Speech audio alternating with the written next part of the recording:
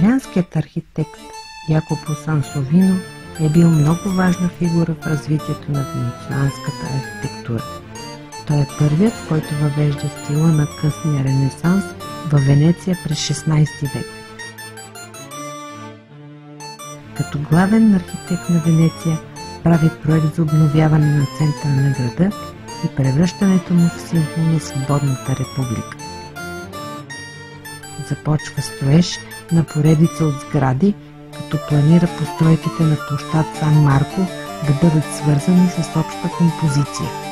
Първото здание, което изгражда, е на мястото на изгорялата резиденция на семейство Корнер срещу църквата Сан Джимилиано. Това е Палацо Корнер дела Гранде. Следват великолепната библиотека Марчана, кръстена на покровителя на града Свети Марко, реконструираният дворец на Дожите, Монетния двор, няколко църкви.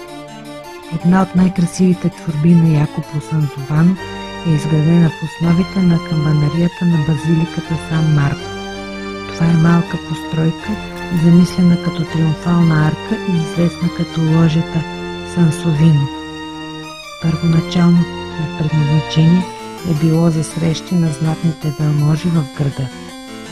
По замисъла на архитекта, ложите трябва да бъдат връзка между камбанарията на църквата и постройките около площад Сан Марко с многото им аркади и колони. Сансовино е и скулптор. Освен скулптурите в ложитата, той извайва и фигурите на Нептун и Марс на стълбището на двореца на Доджите, статуите на четиримата евангелисти в базиликата Сан Марко, мраморната статуя на свети Йоан Кръстител в църквата Санта Мария де Ферари и паметника на венецианския дож Франческо Венери. Неговото дело е и църквата Санто Спирито в лагуната на Венеция.